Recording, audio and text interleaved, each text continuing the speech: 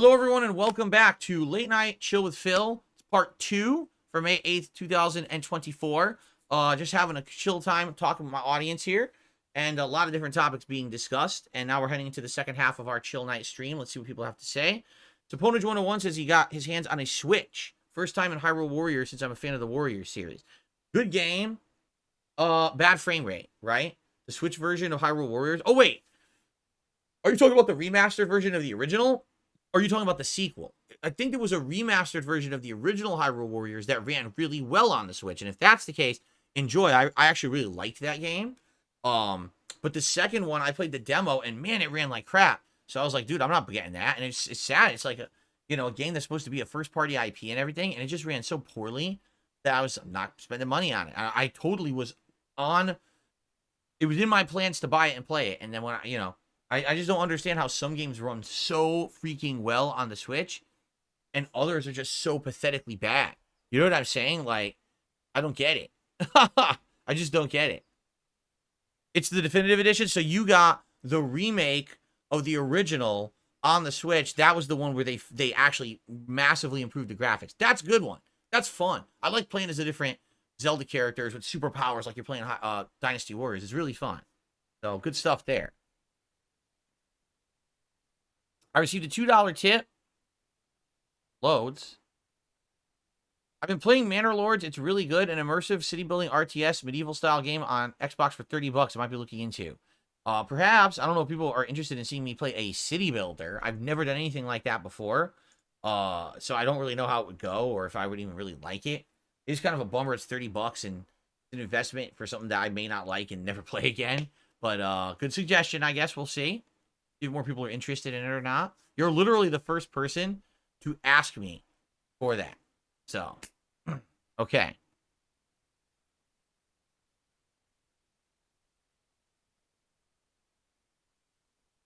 Justin Wong was much better at Third Strike than I was back in the day. His main was always Chun-Li, who's one of the best characters in the game, hands down, anyway. And he was super good with her. So I would not beat him in a tournament. No, absolutely not. Not in Third Strike. Super Turbo, yes. Third Strike, no. He's much better than me in that game. He also has tons more tournament experience. Like for example, back in my heyday of competitive Street Fighter, I actually started competitively playing the Versus series. Games like X-Men vs. Street Fighter, Marvel vs. Capcom 1 and 2. Then I started to branch out into other games because there was something called the Big Four. In the late 90s, early 2000s, here was the Big Four Capcom fighting games. Marvel vs. Capcom 2, Capcom vs. SNK 2, Street Fighter 3 Third Strike, and Super Street Fighter 2 Turbo.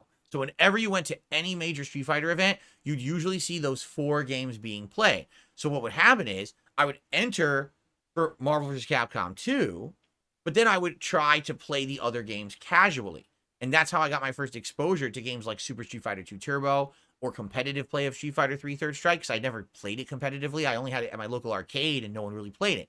So over the years, I grew more of an affinity for the other titles rather than just the Versus series. And then I started playing them. And quite frankly, if you want me to be completely honest with you, I like the more classic style Street Fighter more than the Versus series now. Like, I started as a Versus series aficionado, but now I far prefer the one-on-one setup, the more basic, straightforward gameplay than a million gimmicks, a million hit combos, stupid shit like that. So I was late to the game playing those other competitive Street Fighter games. Justin Wong was going around the country since he was a teenager. He was traveling the country, going to every major tournament, getting exposure in every major Street Fighter game. So he had that crazy background in like every game he played.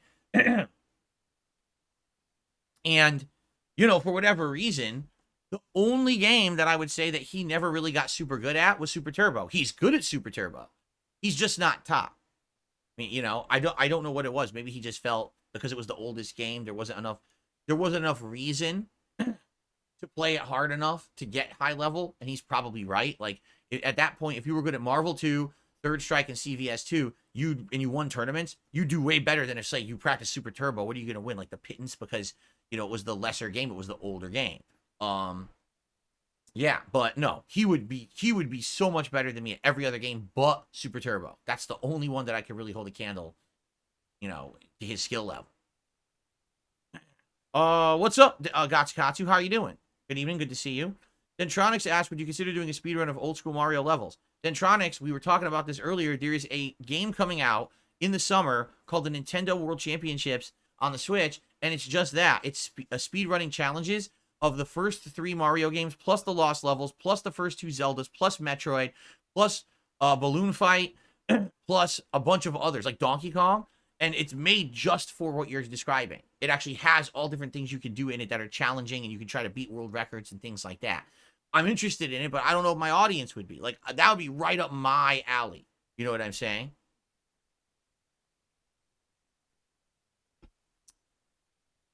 Let's see here. Why not play Hades 2, said Lucky's Gremlin. I mean, I'm not against it. I'm eventually going to play it. I loved Hades 1. But right now, it just entered early access. Excuse me. And, you know, I got enough going on right now. I'm not in any particular rush to jump into the game. I'm thinking people might nominate it for my upcoming PC Indies Marathon. And if that's the case, you know, then I would look into it. But right now, I'm just in no rush to play it. Bono's Tecmo says, play Free One Up or King Kindred again. That would be epic. To my knowledge, King Kindred doesn't play anymore. And Free One Up, I actually, when Street Fighter 6 came out, I made a public statement, did I not? My statement was, if anyone wants to throw down and do challenge sets against me like back in the day, you know, let's learn some basic gameplay and then let's do it. Literally no one ever contacted me. No, and the thing is, I'm a public figure. I'm easy to reach out to. You could still email me. You could tweet me. No one did. Makes me feel like just people, sadly, think there's too much toxicity with my hater community and they don't want to get wrapped up in that shit. I don't blame them. So I think, sadly, those days are over because, you know, back then, I was seen as a very positive, popular guy on YouTube. Everyone wanted to play Dark Side Phil. Today, no one wants anything to do with me because of these fucking stalkerish loser haters. Sucks. You know, what are you going to do?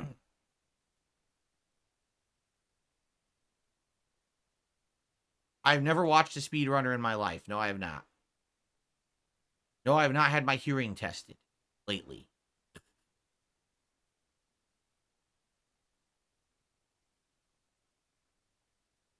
What the? That didn't work. Clicked and it didn't work. It did something different. That was weird. Gatsu, good to have you just chilling and listening tonight. Sounds good. Ponage, have a good night. See you later. I don't have enough of a yard to be digging it up to find a buried treasure chest. I just don't have a tiny plot of land. It would never happen.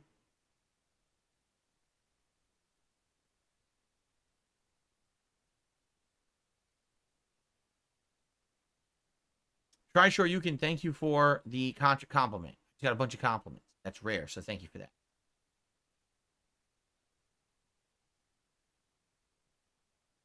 What are you talking about? King Lunar says it's sad to see what happened to the Dark Anthology Studios. I really love watching you play those games every few months. The Dark Anthology Studios? What are you talking about? What is the Dark Anthology? Do you mean the Dark Pictures Anthology? Nothing happened to them. They're fine. King Lunar, are you mistaken? What are you talking about? I think he's confused. The Dark Pictures Anthology? What happened? They're fine. Nothing happened to that studio. What are you talking about? They did well, and they announced they are making a whole new series. It's in production now. It's probably, I would think it would probably, we learn about more of it this year. I think you're under the impression that they're doing poorly. They're not. Those games did performed above expectations.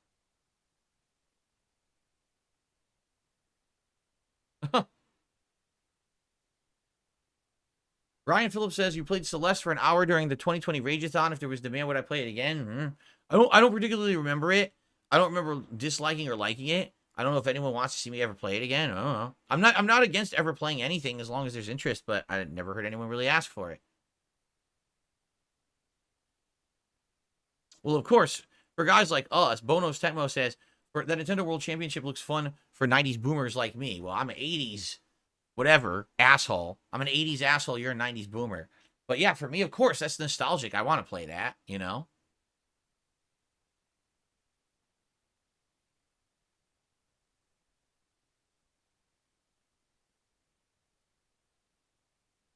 Goober says, what do you think about getting a soundboard? Funny enough, I mean, I have. Someone donated years ago a Stream Deck, but it wasn't compatible with my PC. I need to get a new PC. If I got a new PC with updated OS, then I have a Stream Deck that was donated to me years ago. And yeah, I could have like a soundboard. I could use it to transition funny clips and stuff on the stream, but I haven't upgraded my PC yet.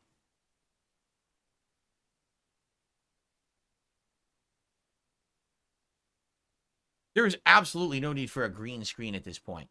Green screens are so, at this point, they're fucking outdated. They just are. Like, the idea of a green screen worked when people were trying to stream a game, but they didn't want to hog the whole screen or anything like that.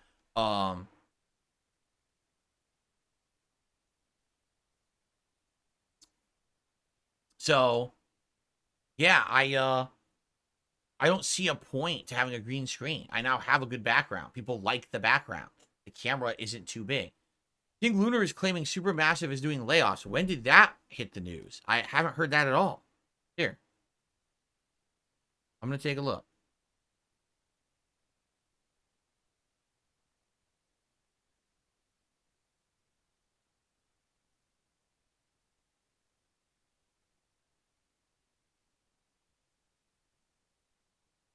They are Supermassive Games.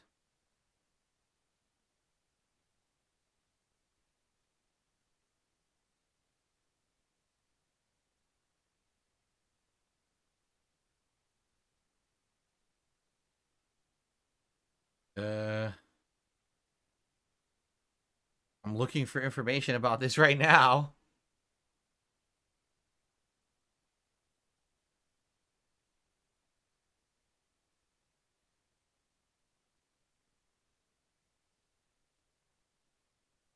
Oh, wow. I missed this story.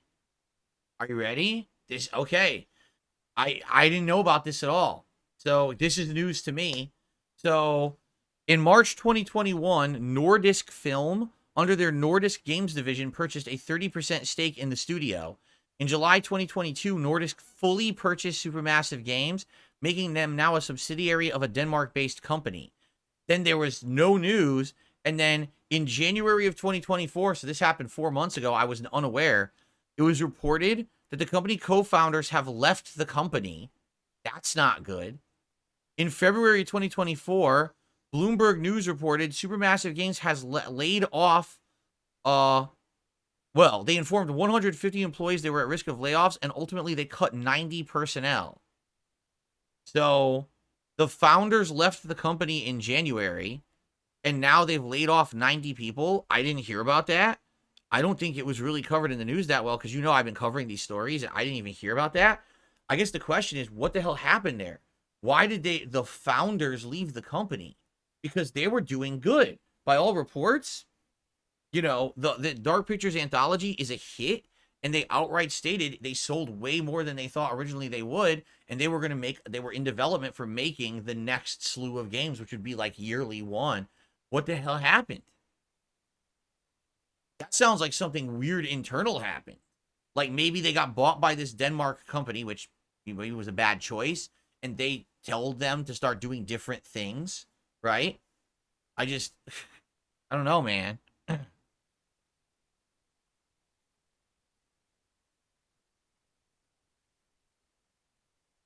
No, at this point, a green screen is not needed for my content.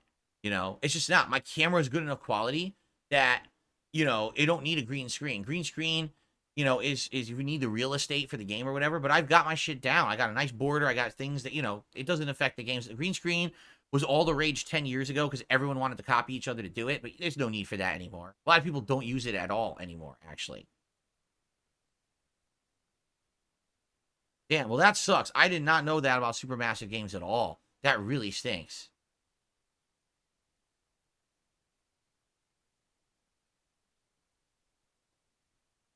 Do I like Reese's Pieces? Yes, I think they're delicious. I don't know what the hell the question was for, but yes, I love Reese's Pieces. I used to eat them a lot when I was a kid, and I still like them as an adult. I rarely eat candy, but yes, I like them.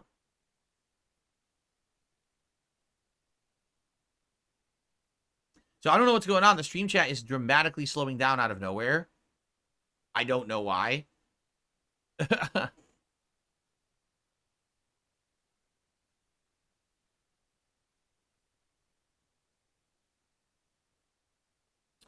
I got a dollar tip from an anonymous tipper saying, how's the stream going and what did I think of the Fallout TV series? Well, I have an entire 2+ hour event discussing the Fallout TV series on my DSP Reacts channel. The first hour, I summarized the series and gave my thoughts on the plot and how it was.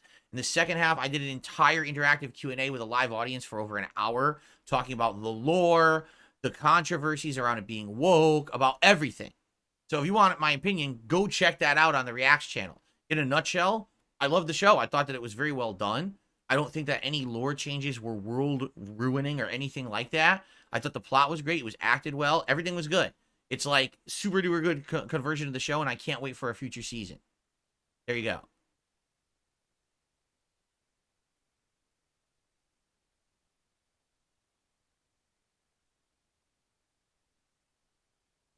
Yes, I would prefer not to talk about political topics. As you know, political topics are incredibly, political topics are making our country in the United States become incredibly divided. What I mean by that is, there's some things where people, you could talk to them and they could say, okay, you know, I agree to disagree. Like one person might say, I love Mass Effect. And another person might say, you know, I hate Mass Effect. All right, no big deal. I agree to disagree, right? But on politics, it's like, that's the line in our country that people aren't willing to be open-minded about. You know, be like, oh, well, I think this on this particular topic. And the person's like, you think what? How dare you have that line of thought that's not in line with my line of thought on that topic? I hate you, I disown you, and I want nothing to do with you forever. You're like, wait a minute. There's just one topic we were talking about. You know, well, I'm sorry, Phil. I disown you. I can't ever watch your gaming content. I can't watch your React content. I can't watch your throwback content because you disagree with me on a political point. That's how people are today. It's like, I don't know why they're that close-minded. I just feel like we're in that part of, especially now with this election coming up in our country, it feels like there is the most big divide in our country that I've ever seen about politics. Excuse me. So for me, I'm like, do I really want to start talking politics right now? I don't think so. Will I eventually talk politics? Yes, I do think I will. As I get older, I think that's where stuff will push. As I get older, if I'm an older guy, are people really going to care about my opinions on video games forever? Probably not, right? They're going to want to know more about other life things that are important to them. And being that I get older, I'm more experienced and more wise, maybe they want to hear my opinions on that stuff, in which case, maybe I will share them, right? But for now, no. It's out of the question. I'm not doing political content, and I'm not going to let anyone push me that way either. I like the mix that I've been doing this year. I do. I like having gameplay 5 days a week, a whole day of reacting content, a mix between throwback, modern, and reacting to random stuff. I just like the idea of this stuff. I think it's going well. I want to keep it going like that. Paka Pasiti says, as an 80s kid, you have nostalgia for the mall. I watched the Seinfeld episode of not being able to find their car in the parking garage. Would love your thoughts. Oh, that's that stupid meme. Cool, I could just ban you now.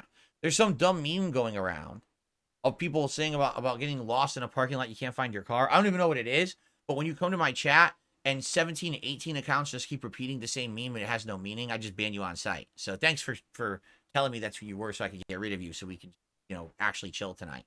Appreciate that.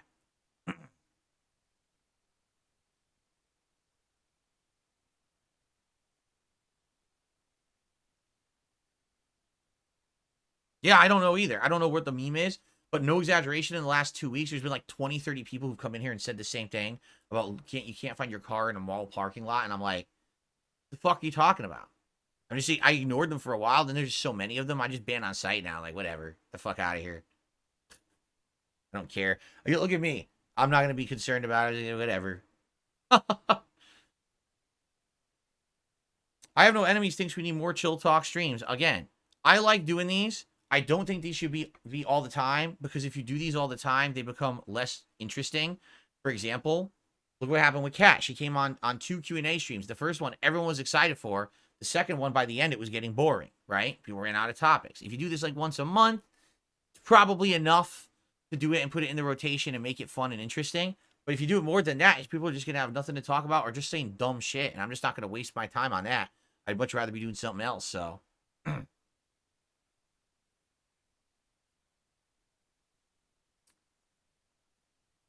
So, speaking of which, what else do you guys want to talk about? Because it seems like the chat is slowing down, and there's really no contributions to shout out right now. So, what is the hot topic? What do you guys want to discuss tonight?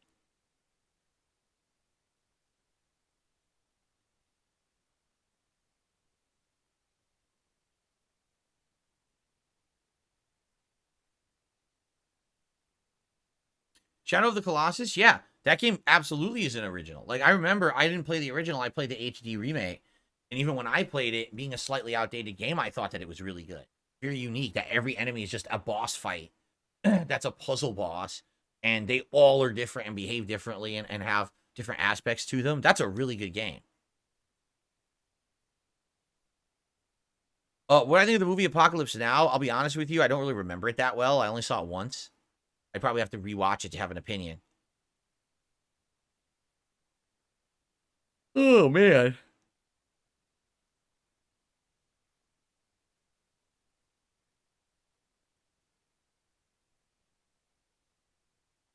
Do I like card battlers in games? What do you mean? Card battlers? What's a card battler?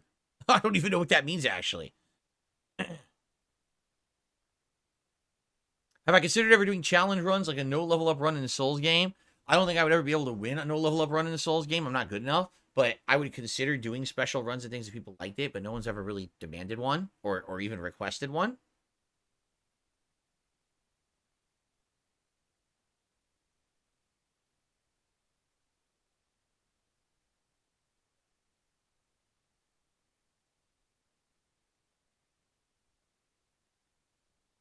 All right, glad to have you here tonight, those three gamers. No, I don't have any other fighting game awards. No one really gave them out. In the time when I was doing tournaments and stuff, no one was giving out like awards. Like even this one, did you guys ever see the award? I only show it rare.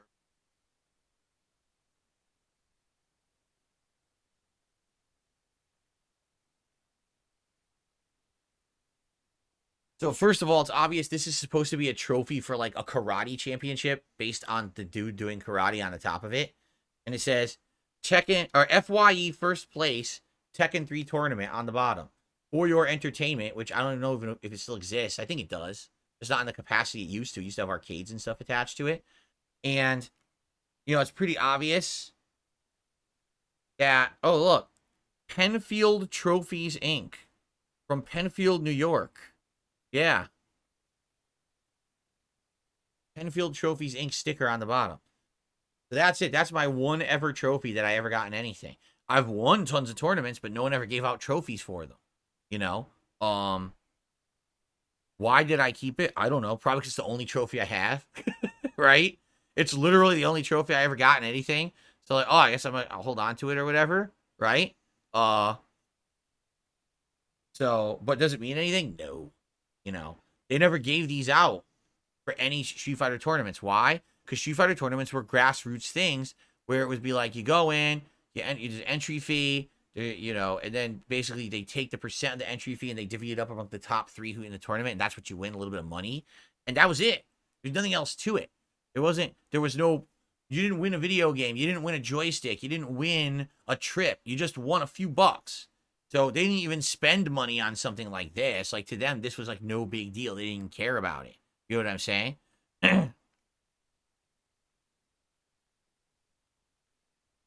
Okay, I'll go put this back.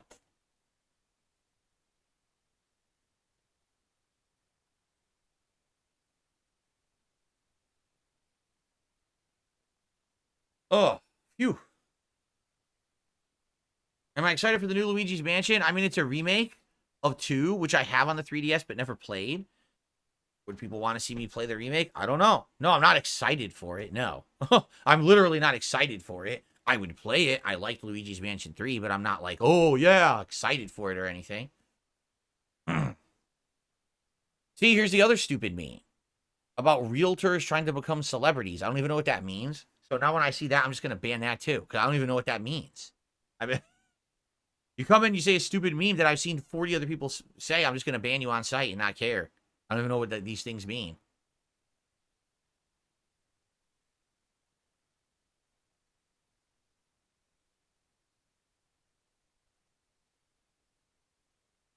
Do I own or use any VR? The only VR I've ever owned was the PlayStation VR 1, and that's severely outdated, and no, I have not gotten anything since, nor do I want to. It doesn't really fit my style of content being an interactive full-time live streamer. Like, how would I wear a VR headset and do interactive live streams? I wouldn't be able to. So, no, I'm not too interested in VR. Plus, for when I had it, it wasn't great. you know, at first the gimmick was good for like 2 months, and I played a whole bunch of games, Batman VR, Job Simulator. um, what was the one that was about the end of the world and God was talking to you? There were demons and stuff. There was that one. There was like a horror game, but puzzles as well. Oh, there was the one that was like the 3 different things. There was a heist, but then there was also like an underwater thing with the underwater creatures around you and stuff like that. There was the on-rail shooter of Until Dawn that I can't remember what it was called. Like Festival of Blood or something, Carnival of Blood, something like that. But yeah, so there was a good gimmick. It lasted like 2 months. And then after that, I was like, nah. And then I started getting sick to my stomach playing it. Like, I actually started to get physically ill trying to play this stupid thing. That wasn't good. The last game I played on it was Resident Evil 7. And I thought that it was neat because it would aim when you turned your head. You didn't have to use the controller to aim. You'd use your head to aim. But I didn't feel like it added anything to the game, honestly. Like, it was the same game as if you were playing it without it. Just you turn your head to look. That was really it. So after that one, I was like, I don't care about this anymore. And I literally never used it ever again. So. Let's see here. I got a $1 tip. Someone says card battlers are games like Yu-Gi-Oh, Magic the Gathering, and Pokemon. I already answered that on the stream, and I said, no, I've never played a competitive card game, so I don't know why someone would ask me the same question twice. What are my thoughts on Another Crab's Treasure and whether it's really similar to Dark Souls like the critics are saying? I've seen some playthroughs by you and YouTubers. I just don't see the similarity. Looks like a PS2 kids era action game. No, it plays like Dark Souls. It has very similar elements to Dark Souls. It absolutely does. In the way that you can take big damage per hit, the way that there's a dodge and counter hit or parry mechanic like Sekiro, the stagger mechanic of building up a stagger bar on the enemy and then before you can take them out.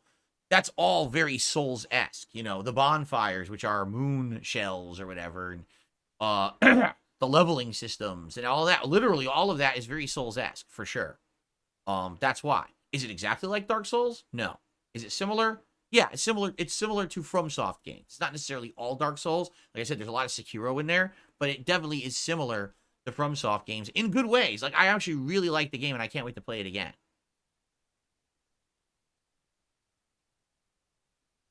Did I ever have Massimo's in Bridgeport? I've said as much. I told you guys that I had Massimo's.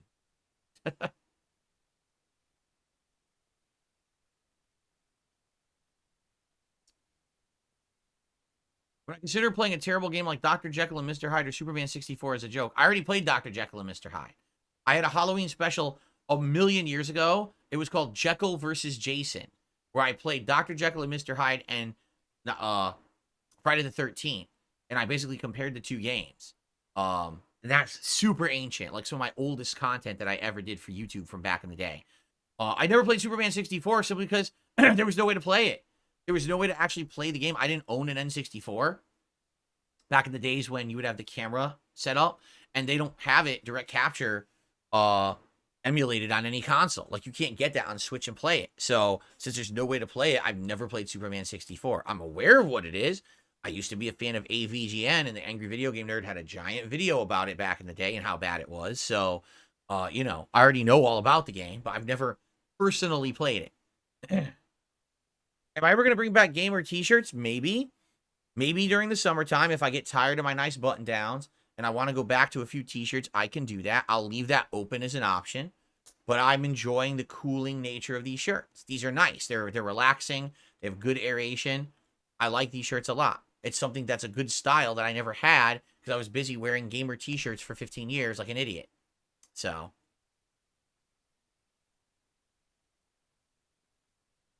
how superstitious am I? I'm not really. I'm not really superstitious at all. Like I said, in my life, I've never experienced anything supernatural.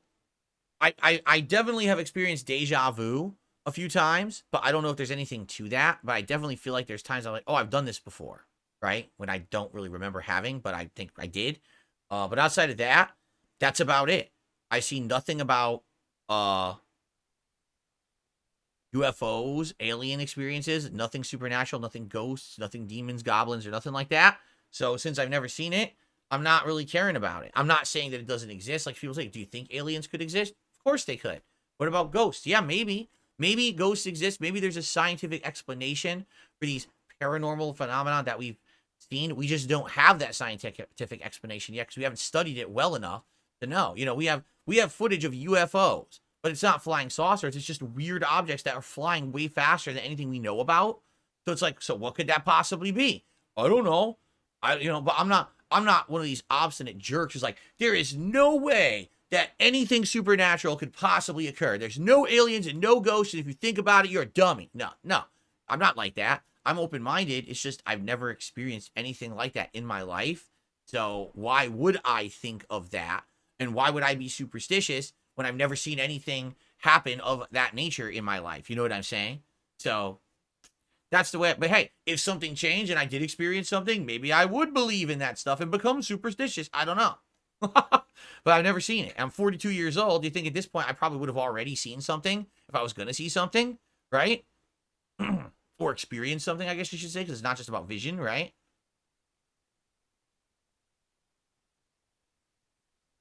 If I had 3 monkey's paw wishes, what would they be? The first wish would be, please let me be able to make 3 wishes without any bad repercussions whatsoever.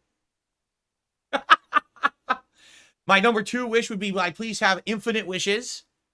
And then it doesn't matter what the third wish is because I'm home free. There you go. I just infinitely wish forever, whatever I want. There you go. You can't do that? Fuck you. I'll do what I want. It's a monkey's paw. I can wish whatever I fucking want, bitch. There you go. Does it scare me there might be other life forms in space? No, not at all. Not scared of space.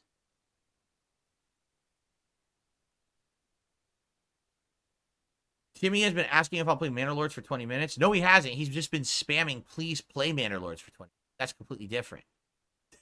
He hasn't asked the question. He just keeps spamming the requests to play. That's a very different thing. We've already talked about Manor Lords. On this very stream, someone asked me about it and said they're playing it. And I said, I don't know if anyone would like to see me play a city builder. I've never done one before. Let me know your thoughts. So obviously Timmy must be exercising his thoughts. Well, we've heard them, Timmy. Thank you. And you can stop spamming now.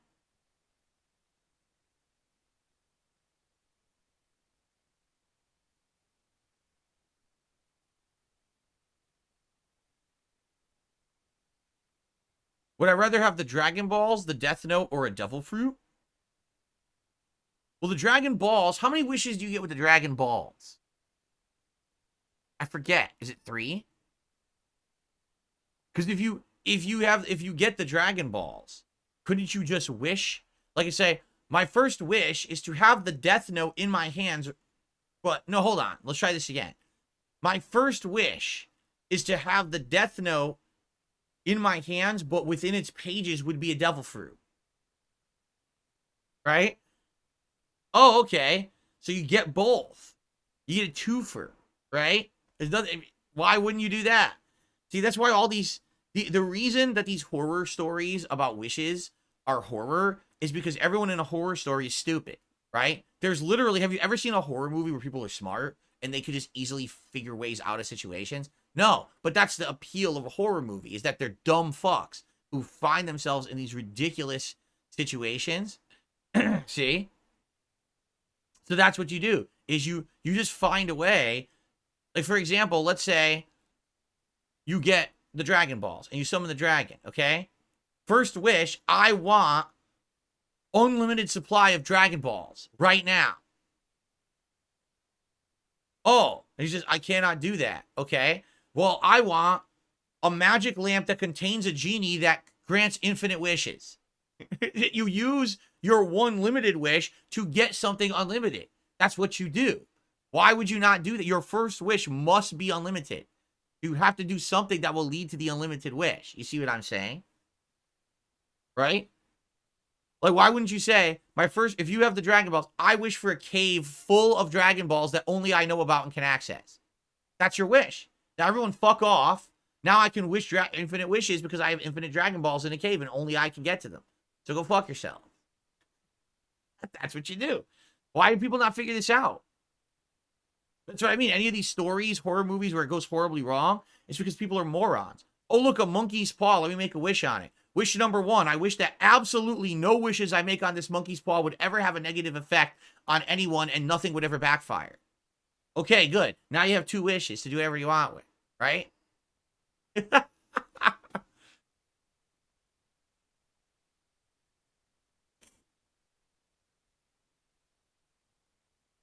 I received a super chat from Michael. Michael says, or asks, would you do a stream of no return mode from the remastered Last of Us 2? No, I don't want to play Last of Us 2 ever again. I don't like it. I think the game is, sadly, not fun because the story is terrible. You know, some of the things that you got to enjoy about a game like that is the story. I mean, half of the game is narrative, half is gameplay. Well, the narrative's terrible.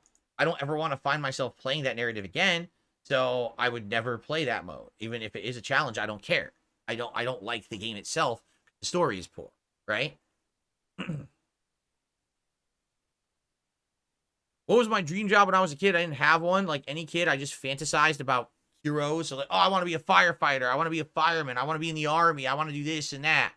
You know? And then when you grow up and you realize that none of those jobs are what you thought they were when you were a kid, that world is not black and white, goody two shoes hero mode, then you're like, oh shit, I don't think I want to do any of those things, right?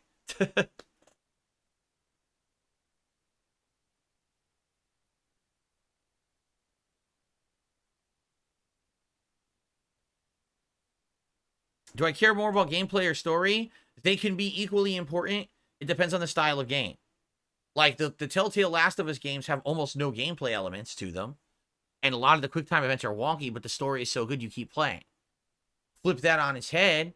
Take a look at a game like, Street Fighter. I play Street Fighter for the gameplay. I could give 2 shits what the story's about. I just think the gameplay is riveting, exciting. It makes you get hooked and want to play it more, right? So it really depends on the game. Okay, I'll be right back. Okay, I'm back. Just had a little bit of a bathroom break, and now we can continue on. Let's see what else people want to talk about tonight. Am I playing Hellblade 2? Yes, I am. What do I want to be when I grow up? A firefighter, of course. Okay, what else did I miss? Nothing. Everyone clammed up because I was in the bathroom, apparently. Right?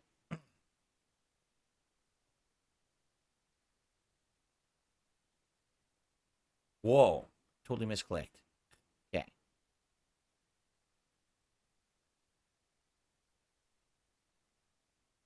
Do you remember the old Telltale games like Back to the Future? Back to the Future was the first one I ever played. And I liked it because I was a big fan of the Back to the Future movies. That's why I really liked it.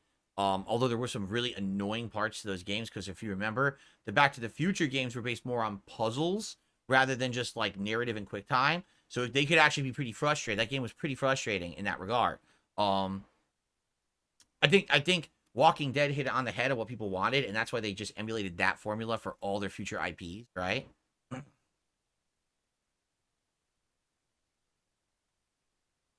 I think a retirement home would be appealing in the future, or do I want to avoid that path? I mean, I don't know.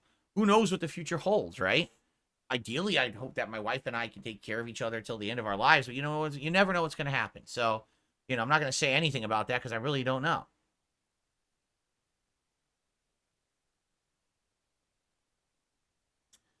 Why Susha 116 did a super chat and says, "What would you say is your favorite AVGN episode?" Oh man, I'd have to scour my brain. I watched AVGN regularly until I would say, like, I remember one of the last episodes I ever watched was probably when he was reviewing either like the Jaguar or I'm trying to remember exactly when I stopped watching. And then years later, I caught up and watched some other episodes. And then I've watched sporadically. So I've seen some AVGN since the old days, but not a ton. I sometimes hear an episode's really good and I'll check it out. Um, Man, I'm trying to think out of the old ones. Obviously, AVGN just did an episode today, did he? I'll check it out tonight. I'll see if it's any good. Because some of them I really like, and some of them I think are atrocious today. Um, so back in the day, some of the oldest AVGN episodes that I remember that stand out, I remember he always did an amazing Halloween special. His first one ever, which was, Nightmare on Elm Street and Friday the 13th, or result flip of that. He started with Friday the 13th, then it was Nightmare on Elm Street. Like that was amazing because he played the characters, or his friend helped him play the characters, and that was really cool. Um, Like one of the oldest episodes that I think got him known was Ninja Turtles. You know, the Ninja Turtles NES episode. Because that one's just fucking hilarious that he can't make a jump. He feels like you just walk over the fucking hole. It's like, no one would have known that either. Like, what the fuck is this? You know, later on, let me think. Some of the better episodes, older ones. Like, I like the original Bugs Bunny episode because it was like crazy slapstick. Over the top slapstick. That was a different style. I also liked that he did different Christmas events every year. It's like one year he did like Bible games, but then in future years he did like a special where he was pretending it was like a parody of A Christmas Carol. That was really neat. Basically whenever he did something that wasn't just a plain game review, but also had like some kind of added cinematic stuff. Oh, you know what I like? The Batman episodes. The Batman episodes where he dresses up like Batman, his friend dresses up like the Joker. Those were good because it's not just about the game, but about the comedic nature of what's going on, and the action or the acting and the scripting outside of the gameplay is really neat. Oh, the Spider-Man episode, even though that's one of the oldest ones, and today it looks like shit, it's just fucking funny. The writing is funny, you know? So those are the ones I like. The ones where, like, he had an added thing going on. It wasn't just him reviewing a game, but it was like an added thing with another actor would come in or a cool script that they would participate in. Those are some of my favorite ones of all time, I feel. I did, yes. Someone, I Have No Enemy says, did you see the one with Macaulay Culkin? Now I have, because people told me about it years later, and then people convinced me to go check it out, and I admit, that's a pretty good one, because Macaulay Culkin as an adult in it, playing the games where he's a kid is fucking hilarious, because the games are so bad, obviously. That's a really good episode.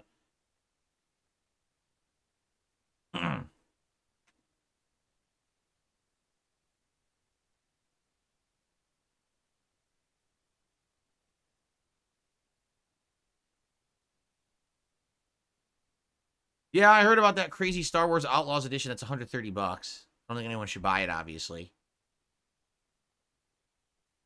Tubs thinks Stardew Valley would not work for a marathon. It's too slow. It wouldn't make sense. Thinks that a game like Spelunky 2 would work better. Yeah. Cool.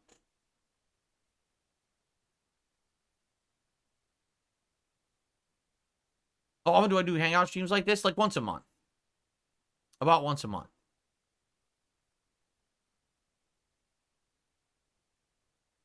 I think $70 is too expensive for a new game. I think $70 is too expensive when the majority of games that are coming out are unfinished. If the games coming out actually represented what we were promised, because you remember what these game devs, or excuse me, I shouldn't say game devs, I should say these game publishers and big companies, right? Like EA and stuff were saying, oh, well, the $10 extra is to make up for the added production costs because the games are so much better. It's literally been the opposite. All the games became $70 and games have actually become factually worse. And that's not acceptable, right? If you're going to charge me more, but you're going to give me more quality or more content or whatever, cool. But if you're going to charge me more and actually give me less than what I was receiving previously, you're full of shit. So that's the problem. That's why I don't have a problem paying $70 if a game is great. It's just that it's so rare that we get a great game for $70 these days.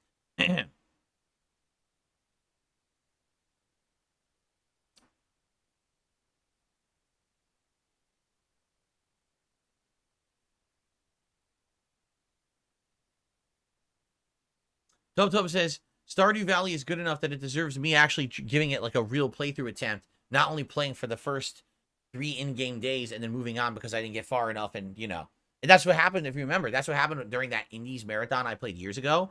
I basically just did like the first few days of an introduction, and that was it. I never got further than that. So I don't even know what comes in the game after that, right?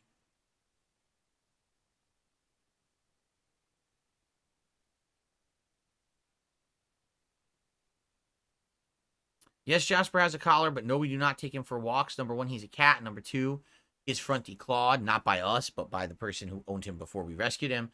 And because of that, he's not safe outside. We would never take him outside because he could get hurt. Can't defend himself. Anso Kamaru says, Hades 2 is fantastic so far. I hear Early Access has more content than Hades 1. Someone said that, yeah. That's neat. I'm excited for it. Like I said, I think likely people who might nominate it for my Indies marathon, and maybe I'll get it and then continue it at a future date, right? Then again, I hope it will run. I mean, it is a modern game. Will it run on my mini PC? I hope it would, but I don't know if it would, right? I don't know.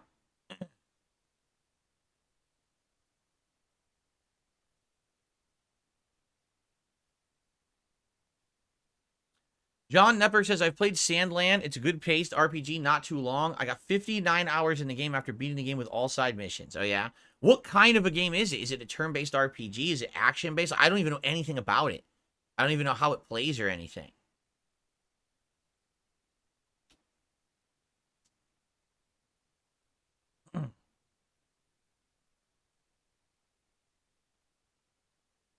FYI, guys, probably about another 20 minutes tonight, just so you know, so people understand the time frame or whatever. Thanks to those chilling. Thanks to those who've supported the stream tonight.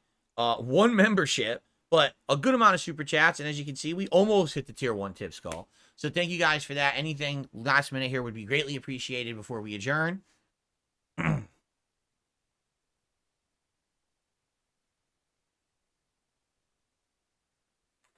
What do I think about people who give live prey to their pets? Well, let's see. The whole idea of a home pet, right? A not a wild animal, but you're making them domesticated, is that they're not having to go do things that are wild.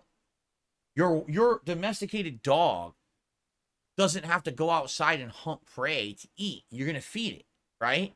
So if that's the case, why do you want to retrain it in the things that it lost its knowledge of and or instinct about by being domesticated? That doesn't make sense to me. I have a cat that is a domesticated cat. Why would I then train it to hunt mice when it doesn't have to because it lives in the house because it's a domestic animal? It doesn't even make sense, right? People just want to do weird shit. I don't know. Just like the people who say, oh, we don't need to spay or neuter our pet. No, just have them fucking reproduce everywhere. That's a better thing, right? Yeah, that's really responsible. Anyway. Yes, domestic cats still hunt. They have an instinct to hunt. So you play with them and you have them do the pounce or the chase, you know. That's their instinct that you do when they're playing. They don't need to hunt to eat. That's stupid. Unless you want the animal to mimic that action all the time, you shouldn't have it do the action. Do you want your cat running around attacking things all around your house for food? Do you want it attacking someone who comes to your house, biting their foot, thinking that it's dinner? No? Then don't teach your cat to fucking hunt to eat. Right? I mean, just use your fucking brain, but people are fucking stupid idiots. Okay.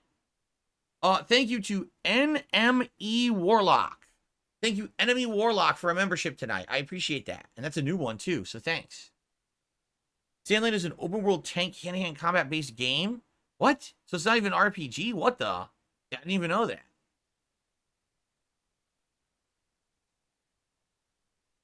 No, Han Solo. I did not know that a mantis shrimp can generate enough force to mimic a 50 caliber bullet underwater. No, I did not. I certainly did not know that about the mantis shrimp.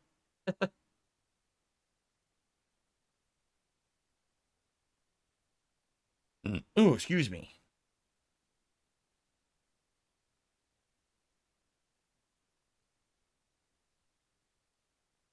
Okay, what else you guys want to talk about? Anything?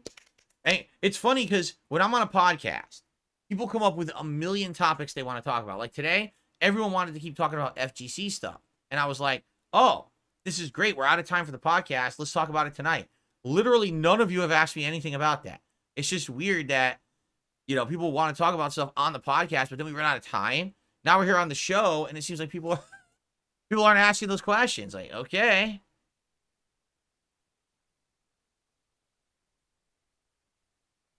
No, out of the Fallout games that I've played, I like 3 and New Vegas kind of equally for various different reasons. 4 is definitely less as much liked, but I still like 4. So.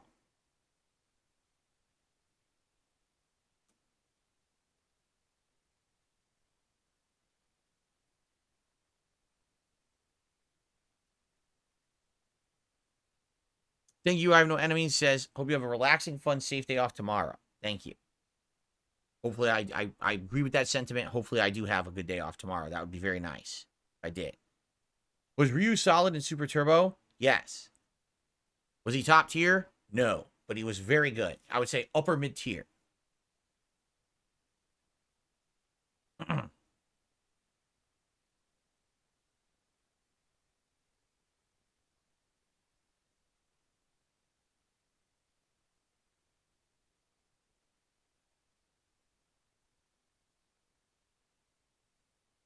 Nice. Tyrell says he made it to Blood Palace. He one-shotted Moog the Lord of Blood. He's ready for the DLC.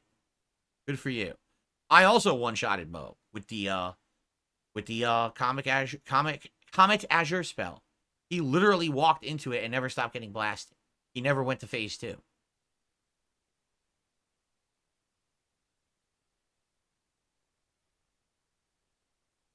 Do I get to sleep in on the day off, or am I up as early as usual? It depends on the day off. If it's a day when we have a lot of appointments and things we need to do, then I'm getting up usually the same time or even earlier. If it's a day when it's a more laid-back day where maybe I have to run errands, but there's not that much to do but that, then usually I can sleep in a bit. But ultimately, this is all decided by Jasper Kitty. If Jasper wants to be up, he's up. It doesn't matter if we're trying to sleep in or not. He's dancing all over us. He's walking on us. He's licking us. He's meowing. He's pawing us. That's how Jasper is. If he wants up, he wakes us up. So it all depends on him, honestly. Yes, I've been on a boat before. I've been on my best friend in high school. His dad owned a small boat that we used to hang out on. And then when I was older, I went on a ferry. So I've been on a boat a couple times.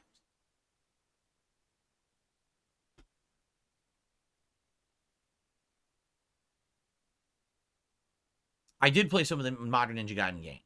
The last one that ever came out, which was like 2 or 3, I beat. It was fun, but not so challenging. Everyone said they were hard. That one actually wasn't hard to me. And then Black, I played some during a Rageathon. I thought it was all right, and I never got back to it. No one really asked for it, so I never played it again. Yes, Super Fork, I already said that as much. That I feel like all these Xbox layoffs and basically really lack of good leadership is going to make it that no one's going to care about this Xbox event in June. Because if you watch an Xbox event in June and they announce 5 big games, even if those games look good, sell well, but there's a chance they might just close the studio anyway after it, why do you care? Why would you invest effort or interest in something that literally, even if it's a good game and sells well, they might still close the studio? Why would you have any kind of enthusiasm for that, right? So what Xbox has done has created a very bad perception problem where everyone just thinks doom and gloom, and that rests solely on the shoulders of Phil Spencer and Matt Booty, who are making these awful decisions with the company. They should be fired. That's my opinion.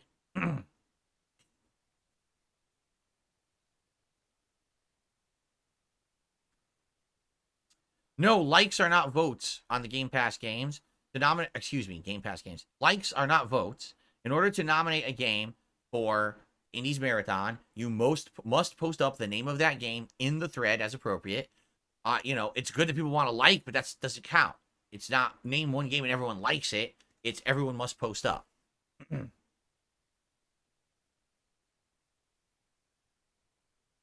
Have I considered voice acting? I mean, I'm not saying that I wouldn't enjoy it. It might be cool to do voices for games or TV shows or who knows, right? But voice acting is a very, very, very, very, very favoritistic community. It's about who you know. It's not necessarily about having the coolest voice. It's about going out there and networking and kissing butt and being friendly with producers and being friendly with people who are directors. And you know what I'm saying? That's why there are so many voice actors who get all the big work. And I don't know anyone. And let's be honest, I have a hate group that follows me around that would not allow me to be liked in those groups because they would just do fucked up stuff. So even if I was interested in voice work, I probably would never get into it. I wouldn't be allowed to, much like many other things. I have no enemy says, I wish there was a Stray 2. Why would you wish there's a Stray 2 when there's a cat game coming out on Friday that I'm playing by the name of Little Kitty Big City? That's kind of silly, no? No, I've never been on a cruise ship. Do I think Microsoft will turn into Sega? Or will the Xbox be around for years to come? I have no idea. It lies solely on the shoulders of management. It's their decision what they want to do with that company. There's potential that they could turn it around and do good things, but the management has to be worth a shit, and their management is fucking terrible right now. So as long as those people stay in power, that company will continue to flounder.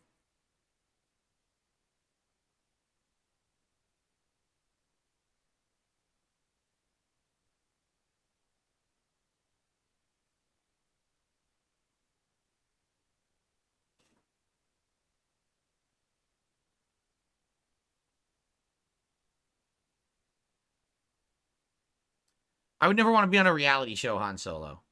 I was offered to be on a reality show ages ago. He's saying that he was watching Survivor and he thought that I would be a good contestant for Survivor or Big Brother. I was offered to be on a reality show back in the day at the height of my popularity, when I was known as one of the most prominent gaming YouTubers. It was The Ultimate Gamer reached out to me. And basically they outlined it all for me, right? And they wanted me on the show. They thought that I was a prominent enough, popular enough gamer that I would add something to the show, especially with my community of viewers who would watch and follow. And they were going to make me an offer and everything. And I turned them down. I said, no, I don't want to do it. Come to find out, the show was trash. The show was actually not a serious competition. It was a scripted show. We're based on like how they felt, how someone would perform on the show, like as a character or charisma wise. That's how it determined how you would progress on the show. And guess what happened? So when I turned the show down, they then contacted Justin Wong, and Justin Wong accepted. So he was on the show instead of me. They wanted me first because I was the big prominent YouTube fighting game guy, despite the fact I wasn't competitive in Street Fighter 4. They wanted me first. I turned them down, and then they got Justin Wong to replace me.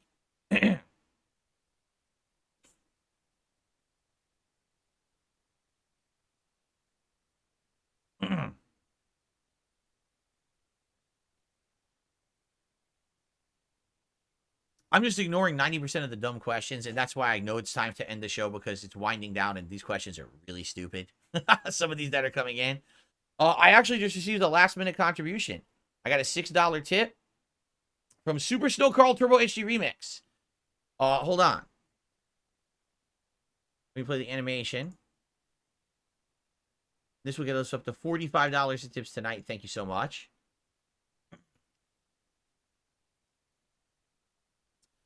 He says, I was thinking the other day, if DSP Reacts were to be unfeasible for the foreseeable future, don't forget DSP politics can be a thing. I constantly see prominent big YouTubers like Vosh, D-Day, Cobra, who make nearly thousands of dollars a stream. I'm saying you should consider it sooner rather than later, especially with it being an election year. Why do people ask me the same question over and over? I've literally answered this question a ton in the last few weeks. I keep telling you guys. Am I interested in eventually doing politics? Yes. Would it be on YouTube? No. Would not be here. It would be somewhere else. That way, you don't mix the two kinds of content, and you don't have people on YouTube looking for gaming, but then seeing political stuff and then getting drawn to one or the other and being pissed off because they don't agree with it. You see what I'm saying? There are places you can go right now to do political content separate from YouTube where you are discoverable, and I would consider going to a different place rather than being on YouTube to do it. It would not be on DSP Gaming. It would not be on DSP Reacts. It would not be on DSP Throwback. It would be its own completely separate thing. But I've already answered this question. Number one, no, I'm not doing it anytime soon. Why? Right now, I like how things are going between gameplay, throwback content, React content. It's keeping me busy and occupied. It's more than enough content that's making me a good amount of money to make a living. And then right now, I don't want to rock that boat. I want to stay the course with what I'm doing and keep, building that. Right now, the throwback channel's in a development stage, right? I need to get enough body of work on that channel that people would want to go there and watch instead of having like 2 playthroughs, So I need to keep building up content on the stuff that I'm working on. As I've already said, if you do political content right now, at least the climate in America is very sadly that if you don't agree with me, you're my enemy. So I don't want people to be turned off to my other content because they don't agree with me politically on something, okay? And in addition, yes, this is one of the most contentious, crazy elections that will be coming up. I don't want to be caught up in that drama, that crazy vitriol, right? People are so angry at each other right now.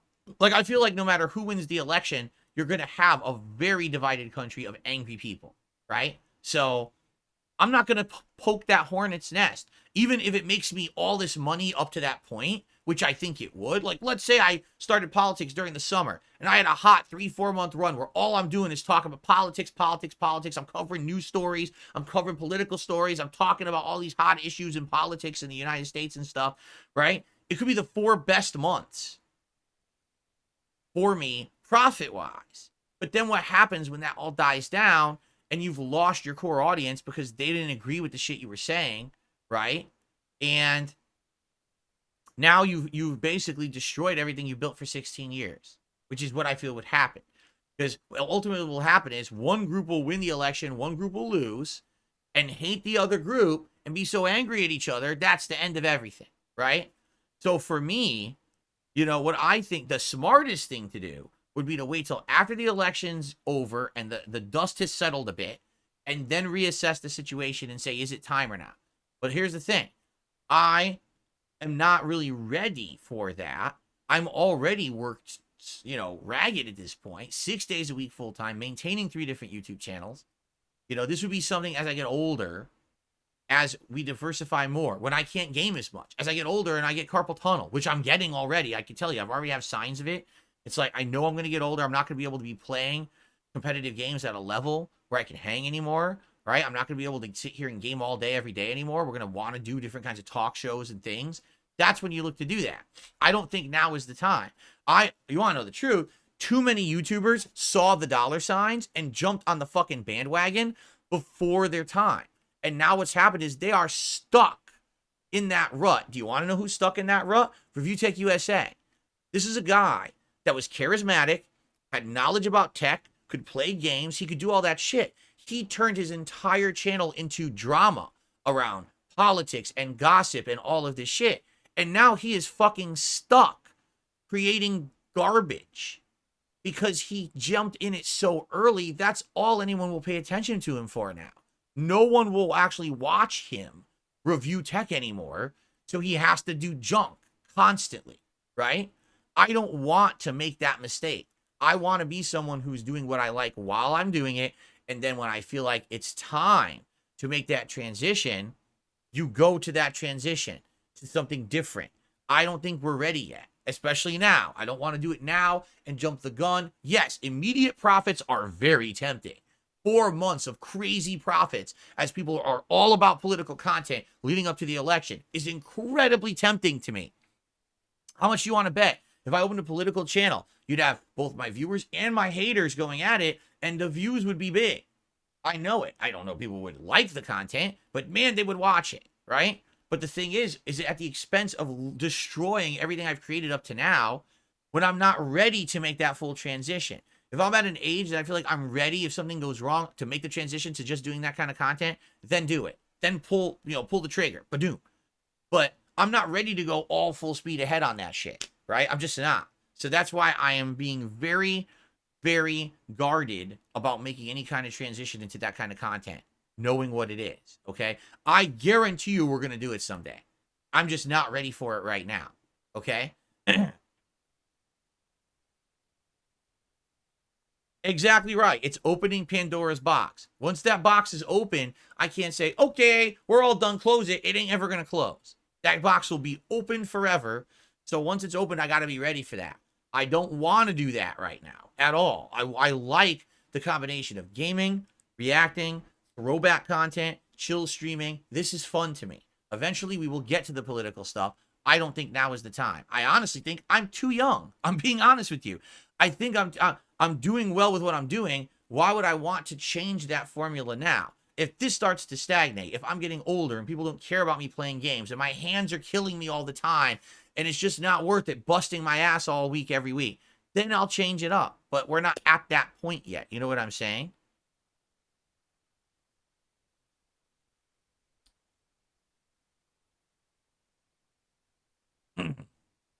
Okay. Any last minute thoughts, anyone? Because we are about to adjourn. So speak now or forever hold your peace. because we are going to end the stream for the night. And again, I want to say thanks to everyone here who chilled or supported in any way. I really appreciate you all coming out and hanging out with me for a couple of hours. Would I consider eating Mexican food on next time I order food for a stream? Yes, we've done that before.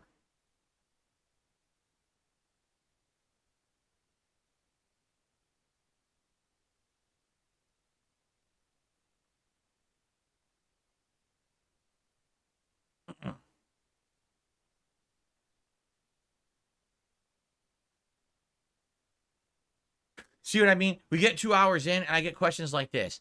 Can you tuck in Jasper on his tiny kitty sofa? What the fuck are you talking about? What on earth are you talking about, man?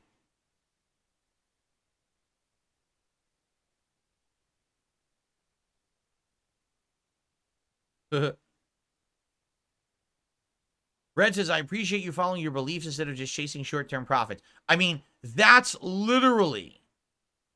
is literally the definition of my existence. Following my beliefs, chasing them, and being kind of, very, very adherent to them. Despite the fact that I get people around me telling me otherwise. No, do this, do that. This is how you make it big. That is how you make it big. This is what you should have done. That's what you should have done. But here I am, 16 years later, happy, healthier than I used to be, right? Making content I like and that other people like, or else I wouldn't make a living doing it. I'm good. It doesn't matter that there's a million idiots out there talking shit about me. I'm still successful. And I'm happy for that. I'm proud of that. And I don't think I want to change because a bunch of people think that I could be even more successful if I did. I don't care about that, right? I can tell you this. It's funny because, again, people who make documentaries out me with titles like 10 Years of Failure, correct? As you can tell, that title bothers me. You want to know why? Because if I did all the things in that documentary about me that were suggested, today I may be bigger, more popular, more positively liked, have a lot more money, and I'd probably be fucking miserable, hating every fucking day of my life. I'm not. And that's a good thing because I made decisions to stay true to myself and who I am. And because of that, I am surrounded by positivity and love by the people who matter to me. My family, my awesome viewers on stream. That's what I care about. Not about a bunch of fakers who just come by to watch because I'm a virally popular guy and toss money at me. I don't want that. I'd much rather have what I have now. If I had known back then when I was popular on YouTube that I could have what I have today, I would have worked towards it. I didn't even know it was possible. I didn't see the potential of live streaming and interaction. So that's why it took me so long to get into it and understand it. But to say 10 years of failure means you don't understand what's important in life. You think that financial success and internet popularity is success. It's not. It's not. That's frivolous shit. That's neither here nor there. It's about what's in here and what's up here and how you wake up every day looking forward to that next day because you love what's coming. That's what's important. And I have that. Despite all the nonsense on the internet, I have that. That's why people who say dumb shit like that, you're a failure. No, I'm not. I'm more of a success than most people who are popular on YouTube. All these YouTubers saying, man, I'm so burnt out. I got to take time away. You failed. You literally failed.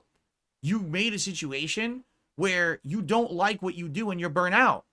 You fucked up. Doesn't matter if you're popular and rich. You still fucked up. I'm not in that situation. You know? All right. Anyway, guys, now I think it is time to wrap this up. All right. So thank you all again. One final thank you to everyone. Great chill stream tonight. Hanging out with Phil here. I hope you had a good time. Thanks for watching. If you watched on demand, I hope you enjoyed the topics discussed. And I hope that you will tune in next time. When will that be? I don't know. We've been doing these about once a month, and I feel like they work well once a month. These late night chill streams. You know what I'm saying? So thank you guys so very much. I hope you have a good evening. See you next time. Be safe.